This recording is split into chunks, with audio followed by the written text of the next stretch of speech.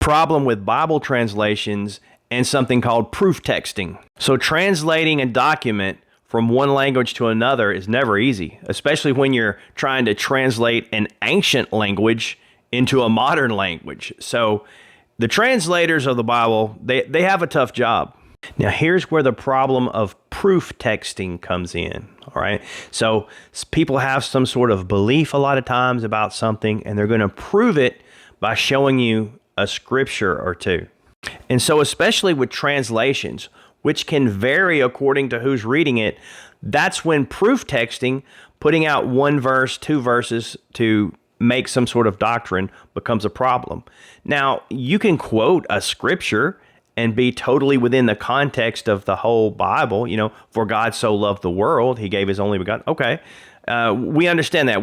Love is everywhere in the Bible. God is love. See, that's flows in context. But let me show you an example of where proof texting and translations can cause errors. Okay, there's this idea that spiritual gifts, as we see in 1 Corinthians, were some sort of superpowers. I call it the Marvel movie theology, that a lot of people, a lot of theologians and things like that, they believe this, that God gave people superpowers like laser beam eyes that can, God gave them the power. There's nothing he can do about it. They can just go zapping whoever they want. That's not true. That's not supported by the rest of the Bible. Okay. But keep that in mind. That's what a common belief is, this Marvel movie theology about people having superpowers back in the day. Okay, what I'm saying here, I'm not knocking a specific translation. They all have problems. This is just an example of one, okay? So in Acts 19:11, most translation will read something like this: God did extraordinary miracles through Paul. Again, it's God doing it. English Standard Version, God was doing extraordinary miracles by the hands of Paul. And most translations will read something like that.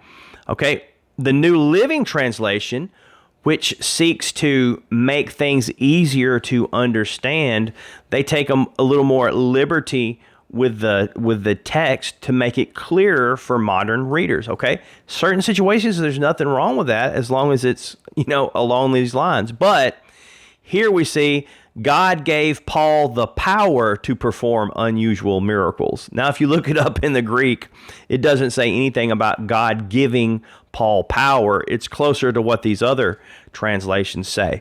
But the translators thought this would make it clear because this is their theology. They believe probably the Marvel movie theology of God handing out superpowers to people.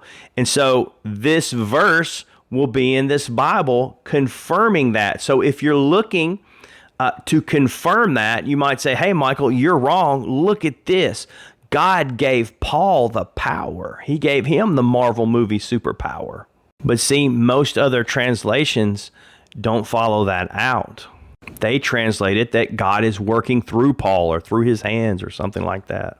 So I totally believe the translators are trying their best to make things clear. They're not trying to be in error. There's not some conspiracy to make you believe the wrong thing, and so you have to read this one magical version. I've seen problems with them all, So it's best to know the author of the book, and the whole general thing. If you make a doctrine or you start to believe about some way about a certain subject, make sure there's all kinds of support in the Bible for that, not just a verse here and there. And don't try to tear one verse out and go, aha, see, gotcha. Because a lot of times these individual verses will not tell you what their original Greek said, but it'll be heavily filtered through the translator's theology.